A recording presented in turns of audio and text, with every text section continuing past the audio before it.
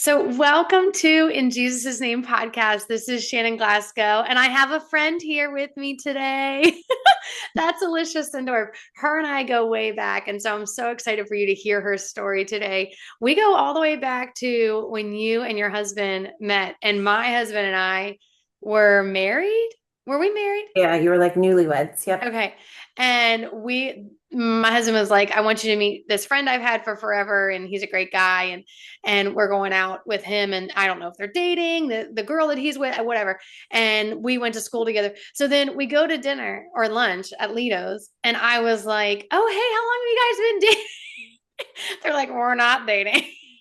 It was very awkward, but totally kismet because then you guys obviously dated officially and got married, which was really exciting. Yeah, yeah, pretty quickly after that too. Yeah, and we've been best friends ever since. God knew that we would be such a good match both ways, which is fun. Yeah, it's been really good. Oh, yeah. So Alicia tell us a little bit just about you and your family and what's going on in your world. So I'm Alicia. I have a husband, Craig, who is your husband's best friend. I have two daughters. I have a 9-year-old Mackenzie, and I have a 7-year-old now, which is wild to say. She just turned 7, Parker. Um, we've lived on Ken Island our entire lives. We've been married 11 years now, and I don't know. I'm a nurse. Mhm. That's pretty much it about us. So, Yeah. I mean, Mackenzie has Rett syndrome, so that's kind of a lot of what we're going to be talking about, I think, is, our walk through like her diagnosis and kind of where we are at now and our relationships with the Lord through that entire time. Yeah. Yeah. And it's been so cool to watch you on that journey. And I think a lot of people would have a wedge in between them. And I know you can attest to this in the rec community, and especially in your marriage, how hard that is to go through something like that. It either is going to bring you closer together or kind of drive you apart. And so it's been beautiful to see as you both have leaned into God. Not that it's perfect, but it's been so cool to see both of you be transformed individually and then together as you're growing to Christ.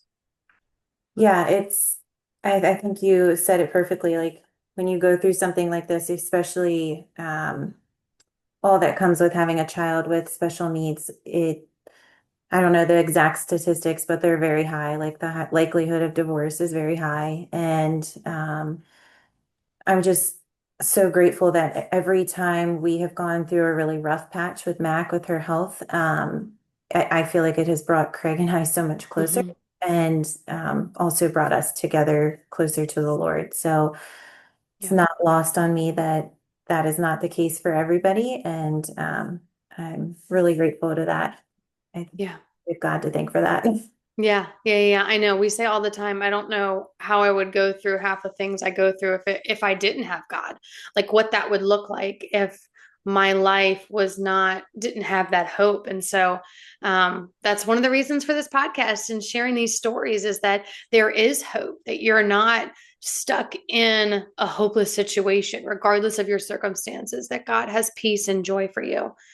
Yeah. Um, so, how has walking through difficult trials helped you rely on God more? Like, we don't know what our future holds. And so, walking into this before and getting the diagnosis, all of these things, how has that really helped you rely on God more and driven you to Him instead of away from Him, which really it could?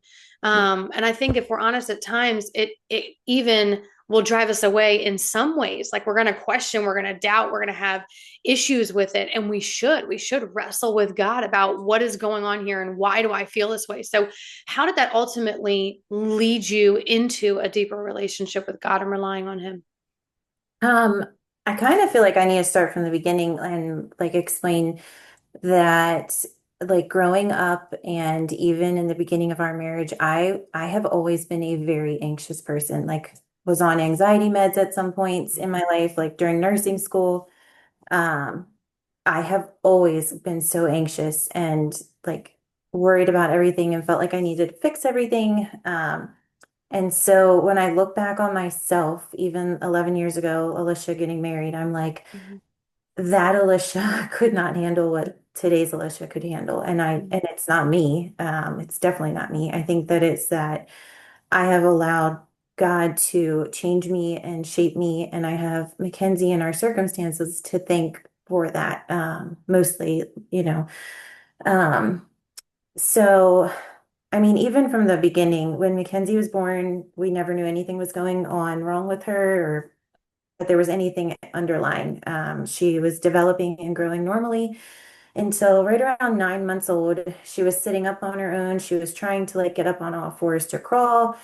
And she was our first child. So we were like, okay, like we carry her a lot. We kind of like do everything for her. Maybe that's why she's not standing and walking and not trying to do those things. And I remember voicing our concern to the pediatrician at our 10-month appointment, and they were like, oh, babies make leaps and bounds between 10 and 12 months. Like, we're really not concerned. And right around 11 months, we started to notice that she was not sitting up on her own anymore. She kept falling over, and that was the skill that she like had mastered. Um, so I remember we took her back to the pediatrician, and it went from, oh, babies go leaps and bounds to, okay, we really need to like get you into Hopkins, and we think she needs an MRI, and we believe it could be a brain tumor, and all these like things that they listed to us. And Craig and I, as new parents, were like, oh my goodness, like what do we even do? Um, and I remember feeling so anxious and hopeless then. And then through the next year, we went through many, many tests. I mean, she had MRIs, blood tests, we did like genetic testing, everything was coming back normal. Um, and throughout that time, my anxious self was trying to figure out what is wrong, what is going on with my child. Like something is obviously not okay. And in my head, I had Googled, or not in my head, on Google, I had like searched everything, and I was like, okay, she's got CP. That's what it is. Like, I know it. And, you know, I remember it was like 2 weeks before we got her diagnosis. Everyone in our family saw this episode of the Today Show where Richard Engel came on and was talking about how his son, Henry, had been diagnosed with Rett syndrome. And Rett is very rare in boys because it's carried on the X chromosome. Most boys that have Rett are more severely impacted, so they a lot don't survive past the age of 2. And he was speaking about his son Henry because he had a milder form of Rett syndrome, and so he was like trailblazing a lot of research that was going on at Texas Children's Hospital. And I mean, my parents, Craig's parents, our grandparents, aunts and uncles, everybody saw this episode, even Craig, but not me. And I'm like, I know for a fact that was God, like being like, I don't, Mhm. this is not how I want you to find out. Mhm. And if I had seen that, I do think I would have put all the pieces together. And there's just so many tender mercies like throughout the Mhm. entire diagnosis. But um, I feel like he has been along the entire journey, and I could go into so many different instances. But I'm so grateful we have felt his presence throughout the entire last 9 years. Um, Yeah. but to kind of circle back to answer your question, you said, how does walking through difficult trials help me rely on God personally? I feel like I used to always say with confidence, oh, I put my full trust in God. And like, I had never actually had to do that. I mean, Mhm. I distinctly remember our previous pastor saying, just because you're a Christian doesn't mean you're not going to have hard times in life. It doesn't mean that life is going to be super easy and a cakewalk. And if you've never walked through a trial or you're not currently in a trial, like buckle up, it's going to happen at some Mhm. point. And I remember being like, oh my gosh, that's so harsh. Like Mhm. Yeah. maybe we won't. Right. And it's so like it's funny to me that I remember that. And now I'm like, this is a trial I could have never imagined walking through. However, it has shown me personally that there is no other hope but the hope of Jesus Christ. I mean, we can't even put our hope in doctors or ourselves or anyone on this side of heaven. It's simply Jesus Christ that, Yeah. hope is in. And I think that Mackenzie has taught Craig and I to have an eternal perspective. Like, Mhm. um, I think about if Mackenzie did not have Rett syndrome, we would probably be like the other 90% of the population that's running from practice to practice to this event and that event, and just kind of losing sight of what is like the most important thing. And Mhm. I feel like Mackenzie has like forced us to be grounded in those important things, and I'm really grateful for that. So Yeah. I don't know if that answers it It correctly. did, yeah. Yeah, yeah, yeah. And I think about, I love what you said about tender mercies, that you're gonna have those circumstances, but God sees you in the valley. And just like the last episode of the podcast that I did was about being in the valley and how even in the valley, there's a flower. There's something there, and we have to take a hold of that, and we have to nurture that and give that light and give it water. And so, if it's like any good thing, any tender mercy that you find, we want to take a hold of that and we want to remember it. We want to think about it. We want to cultivate it, keep it at the front of our mind, because that's where God shows up in all those little ways. Because if he didn't, if he just came in, just like the Israelites were expecting him to come in, in on a white charger, just like conquering the Romans. And he came in gently to love them in their circumstance, to redeem them, doing work that they could not even fathom at that time, the blood work of covering our sin and defeating sin. But in those moments, they expected victory now, and that's not what they got. And so that realization and that reliance on God in your circumstances when they don't change, that hope that we have that one day Mackenzie is going to run in the streets of gold, like that hope that this is not her life. This is Right. her temporary circumstance, and it sucks. And I wish more for her, but like she will have hope and one day be able to do all the things that everybody else is being able to do and get a new body that doesn't have any pain.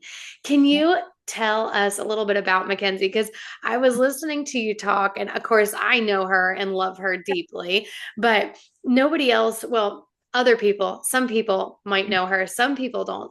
So I'd love if you just told us about Mackenzie, and about Parker. Just their relationship is so beautiful and they're both so unique, but just tell us about their character and who they are as people.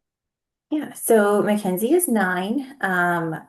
I like to explain to people that she is just like any other 9-year-old. Like, I feel like when you first meet Mackenzie, she is a little shy.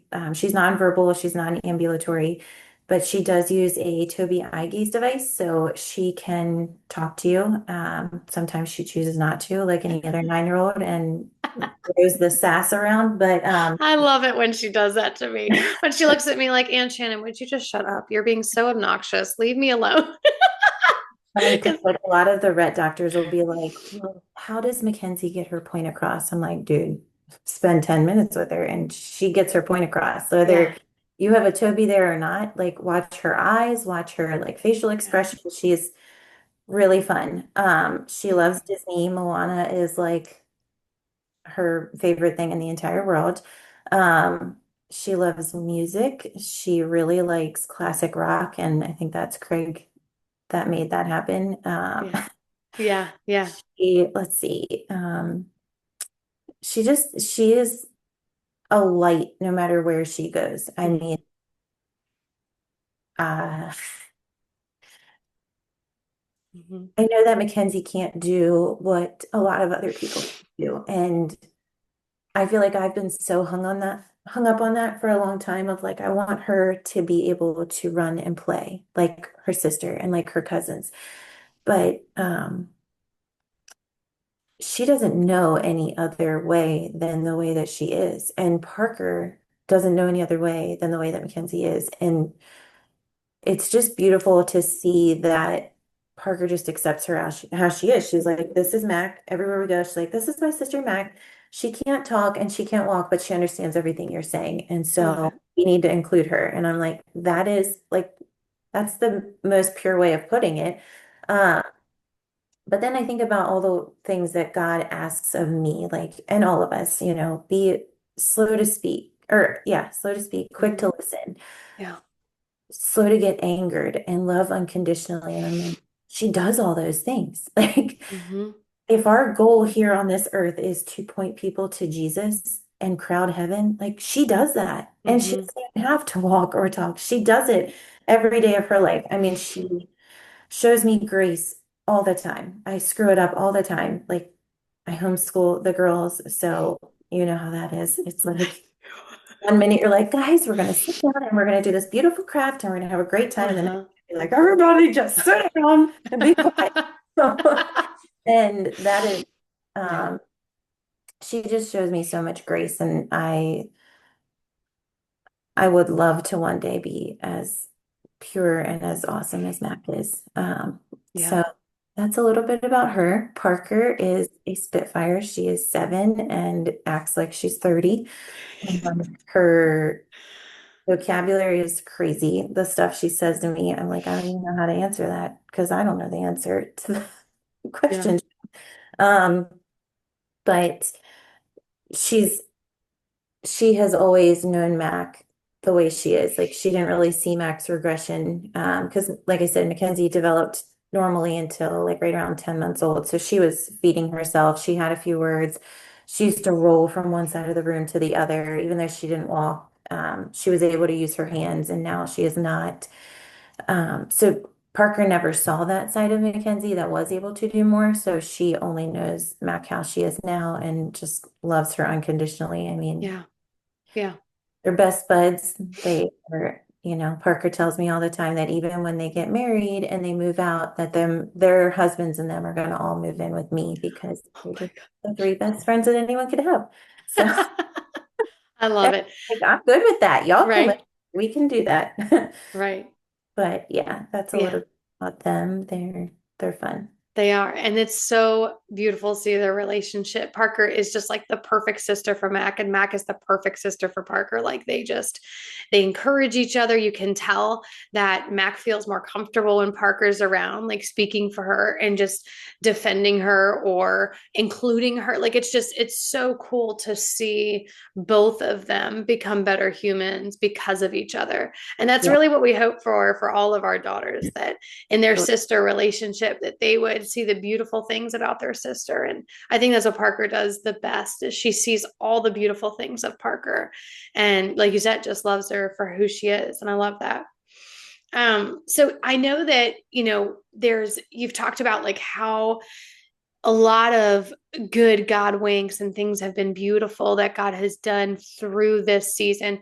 But how has it been hard, especially for you and Craig, to walk through this season? What's been some of the hardest parts that really, like, being vulnerable and real? Like, are you questioning God? Do you struggle with like, God, why? What are the things that have been the hardest in this season? I think the hardest thing for me personally is like letting go of like wanting to control situations. Like I said before, I've always wanted to fix things, and Mhm. um, I think that that is a lesson that God has like gently tried to teach me over the last years, and I have been very stubborn, and I don't feel like I can say I have really gotten that lesson until like the last 6 months. I mean, you can kind of speak to this too, but I went through a very dark time when Mackenzie was first diagnosed. I feel like from like age 3 to 6 were really hard because you're starting to see like all of your friends that have had Mhm. kids at the same time as you like start to do new things, like whether it's t-ball or their first day of kindergarten, or even just things that are easy for them, like going out to the mall and like taking your kids to the playground, Yes. like sitting there and having coffee with girlfriends while your kids play. Like I've never been able to do that. Like I Yeah. have to physically help Mac play. And so I think that there was a very big part of me that got like angry about it, and it was just easier to shut it out. Like, well, I can't do those things, so I don't want to see it. And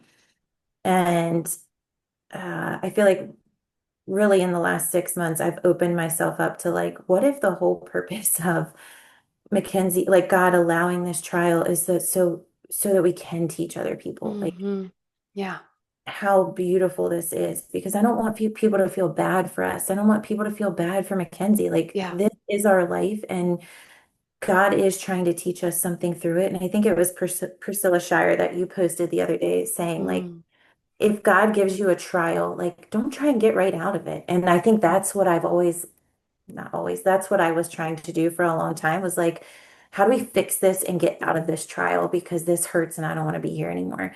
Like Mm, until recently, I'm like, there's a reason for it. And mhm, God, don't bring us out of it until we've really gotten whatever lesson or mm, shaping that you wanted to do to us and those around us. And yeah, I'm holding her and our family like locked behind closed doors because it hurts too bad, then yeah, we're not showing God's light. We're not teaching people about differences and mhm, like I'm just holding her to myself. And I think on another hand, I'm like, okay, I pray every day that Mackenzie is cured and that she can do more and be more independent. And there's a lot of hope in that with like the gene therapies going on. yeah, And I'm like, if God allows that to happen, how incredible would it be if a ton of people got to see it happen? mm, But if I'm yes, pushing her behind closed doors, like it hurts too bad for me as her mom to share her with everybody because I don't want to see like you playing at the playground with your kids because it hurts too bad. Like yeah, if I'm holding that away behind closed doors, then nobody's going to see this mhm, huge miracle happen if that is mhm, God's will. And um so I don't yeah, know that's just been something that's been on my heart. Like I said, like the last 6 months of like, all right, Alicia, like this is a you problem. You need to like mm, toughen up a little bit. mm, And even though it hurts, like let her shine God's light, yeah, like share her with others and let her teach those hard lessons of, hey, God makes all of us and he doesn't make mistakes. So there's yes, not a mistake in how he made Mackenzie. There's nothing quote wrong with her. Like yes, she's different but she's still beautiful and like yes, perfect. God does not make mistakes. right, So um I think that like letting go of that control and just letting people in is probably personally like the hardest thing. yeah, And even, I mean, you've seen me in like the hard days, like when she's had breakthrough seizures recently, like mm, those times are really hard because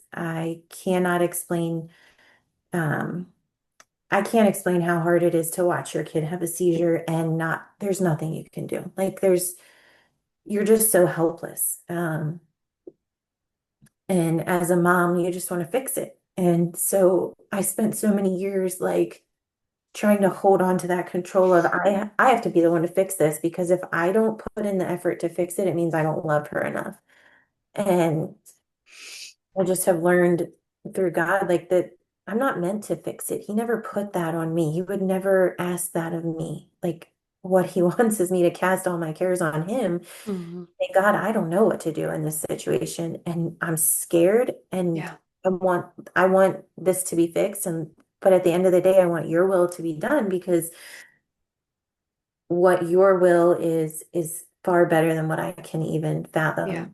yeah, And I have to remind myself that often, but yeah, it's a hard lesson that I feel like I have struggled with like accepting. And like I said before, I don't listen well when he tries to teach me something. He has to beat it into me a few times mhm, before. yeah, yeah. Um, What I love about what you shared though is something we all walk through. We all walk through that, okay, I have to either accept that my God is still good, yeah, or I can sit here and, pretend that it's not happening, or bury my head in the sand. But on the other side, what I want to speak to is the people who are friends of families with disabilities or struggles or whatever that looks like, whether it's mental, whether it's physical, whatever this family that you're friends with or associated with or come in contact with, even if it's just a passing, like I know you can speak to so many times that people have blessed you and sometimes they've not blessed you and they've been sometimes unkind or just not even necessarily overtly unkind, but just totally unaware. And what you've told me that's been super helpful that I try to do is ask questions.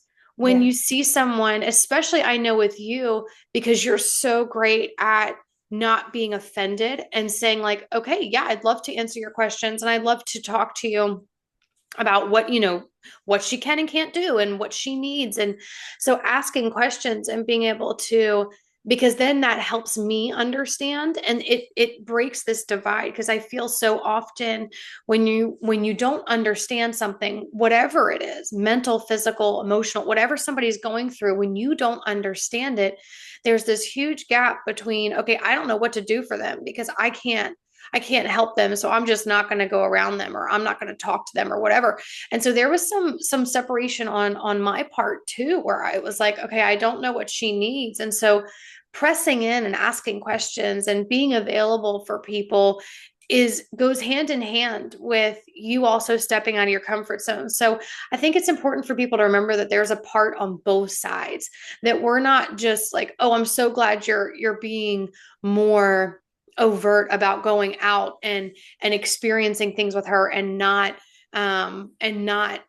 sitting holding her back or holding yourself back, and giving her access to the world. But also, we need to make the world more accessible. We need to make conversations more accessible, and relationships and opportunities to be able to have these conversations. And like I always say in these transformation stories, and really just anyone's testimony, if you don't get to know somebody and you don't have coffee with them and you don't call them and you don't text them and you don't have this relationship that shows up, then you're never going to know what that person needs. You're not going to call me after months of never talking to me and say, hey, I need you to go pick up my groceries.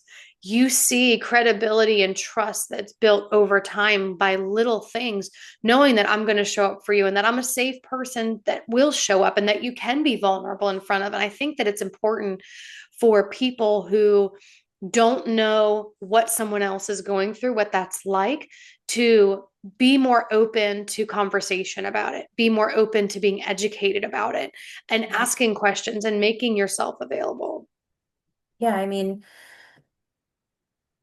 we've definitely had a lot of people, it's really like unexpected people that this whole journey has brought into like our life. Like we've had family members that we thought would really be there for us that haven't. And then we've had people that like we've met 3 times that like show up and really show up. And it's like, wow, you just it's incredible. And I feel like you fr from the beginning, even when I was pushing people away, like you kept pushing back of like, hey, you don't have to hang out with me, but I'm gonna drop groceries off. Like I distinctly remember when Mackenzie was in the hospital, you came and filled our pantry. You were like, I don't know what your kids eat, but here are all the snacks my kids like. And like those little things, like to you, that might have meant like, oh, I just swung by the grocery store. It's not that big of a deal. But for me, it was huge. Like I just remember being like, wow, she really does care. Like, um, and I would say if you have somebody going through something, and it doesn't necessarily have to be like someone having what we have going on, but it's like if you don't know what they're going through, like you don't have to say, oh, I get it. Like you don't have to get it. You don't have to understand Yeah. it. Don't Yeah. even try and fix it. But like just coming alongside them and being like, this really does stink.